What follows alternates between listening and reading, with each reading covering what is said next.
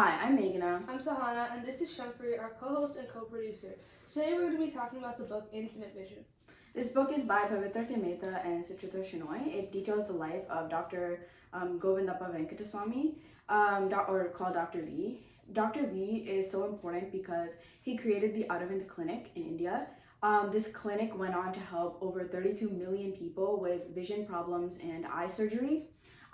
This book details how he was able to run his clinic so efficiently, the other programs he started up to reach his community, and how he was able to empower generations to come in this specific field of solving vision problems.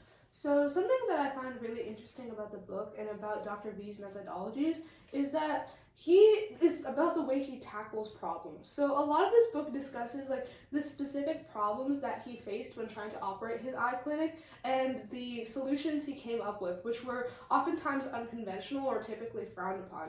So one of the issues he had is when he was trying to outreach and help patients in rural communities, he often found that these patients did not trust him or other healthcare professionals, so they wouldn't come in and get the treatment, even if it was readily available to him. So in response, what he did is he would treat some patients from these communities, and then he would get these patients to tell other people from their community about how Aravind was a really trustworthy clinic and how it helped them, so people would feel like a greater degree of trust in the Aravind clinic and feel more empowered to walk in and get their care properly. And this solution worked out. So a problem which initially seemed like a really big issue that would be really difficult to solve, he solved it in a very methodological way. Touching on Sahana's original point, one of the things that sets this book apart and why I found it so compelling is that it expands on its altruism. It goes past the ideals that it preaches. Typically when we read about these kind of organizations or initiatives, we are given this is our mission, this is how the mission was achieved, but never in so much specificity. This book hits that specificity. I wouldn't say it's like a how-to guide, obviously not, but it does give you the metrics for how he was able to run and operate his clinics so efficiently. One thing that Dr. V did that I feel like is so cool, to be honest, is that he was able to identify the logistical side as well as the mission-oriented side of his work. He was able to go into the logistical side and, like Sahana said, tackle the roots of the problem so the problem didn't become so difficult to handle later on.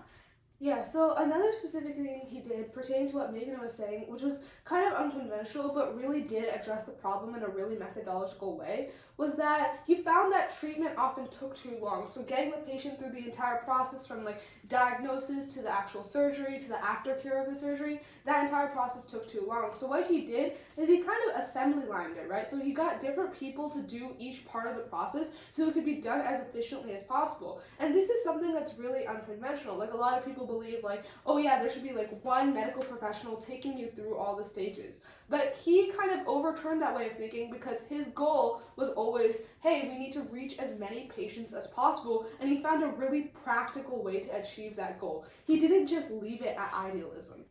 And also, every step in the process to set up this clinic, to complete the surgeries, was extremely, he did it with extreme focus and attention. So none of it was kind of just thrown out there oh yeah, we can just do it, it's fine. It was more of every single process was honed to perfection. And if it wasn't perfect, they would do checks during time, in specific time periods in order to make sure hey, this process is working, these students are able to learn properly, these surgeries are going really, really efficiently. Another thing that Dr. V and his team did was that they went past just the medical aspect, and they were able to expand into other fields as well in terms of community outreach, volunteer camps. And they also, one thing that I found interesting was that he was also setting up ways to teach doctors, oh, this is the method of eye surgery, you can take this back to wherever you come from and then spread this method of surgery to people who need it in your area as well. So he was also kind of motivating this future generation of people to service others. Not only this, he was also not just about medical procedures, but talking about equipment in specific. Understood that him and his team understood, hey, it's not easy to repair one of these machines. when one machine breaks, basically the entire hospital is like kind of out, or like at least a huge section of the hospital is out. So it's important that we train people to build and upkeep these machines so that this process of fixing them can be done as efficiently as possible, or maybe they won't even need to be fixed because they're made so fine. Yeah, and I think what this book does is it really shows you what altruism should mean and what it does mean. Because one of the really most revolutionary things about the Aravind Clinic is that patients who came to the clinic, they only had to pay as much as they wanted to. And he specifically made it so that even if you were a low income, if you wanted to pay a lot, you could pay a lot. And even if you were like the richest person in the world and you didn't want to pay anything at all, you didn't have to pay anything at all. And I think that really speaks to like the altruism of this organization, what it was really trying to do. They were committed to that ultimate mission. They were committed to doing it successfully, but they also were really practical at how they were achieving it. Like, they didn't want to accept any like outside grants or outside sponsors because they wanted to remain independent financially. And even with their financial model being you only have to pay as much as you want, they've managed to be extremely stable. And this organization mostly existed in India. Like, many of the patients that they treated were Indian patients. And they managed to do something with Aravind that even a lot of super developed companies or super developed countries couldn't achieve to this level of efficiency, right? And it's because they had this altruism at heart and they had such a practical way of achieving it. And I think it can speak to a lot of us, right? So what we can kind of learn from this book and Dr. V's story, it's like when we are facing problems in our world, in our society, and we feel really overwhelmed by these problems, we know, hey, I'm a human being and I feel like I have the capabilities to do something about this problem, but I don't know exactly how to do it. And it can feel like a lot of the opinions we have can remain purely idealistic and we don't actually take any action about them.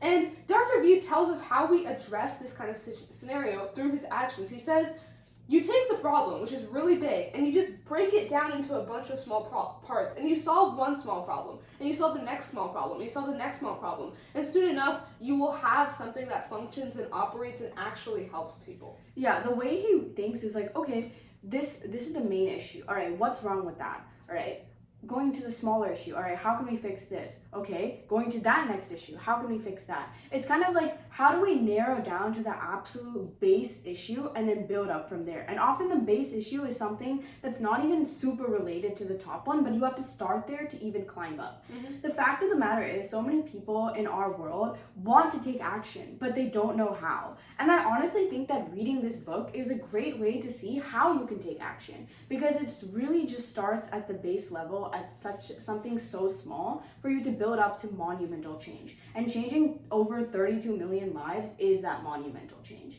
And his work still lives on today.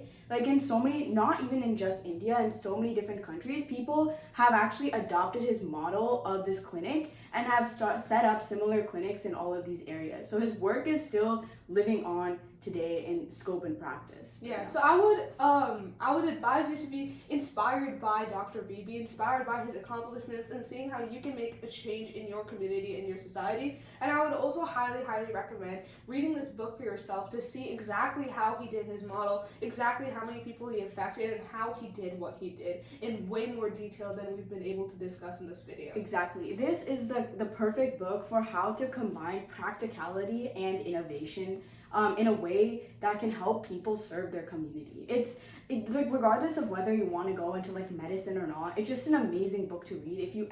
If the thought of like service but without like without like a call to action ever comes in your head, this is the perfect book to read, because it can really show you how you can get there. Alright, so thank you so much for watching, and again, we highly, highly recommend reading this book. We'll see you next time. Bye!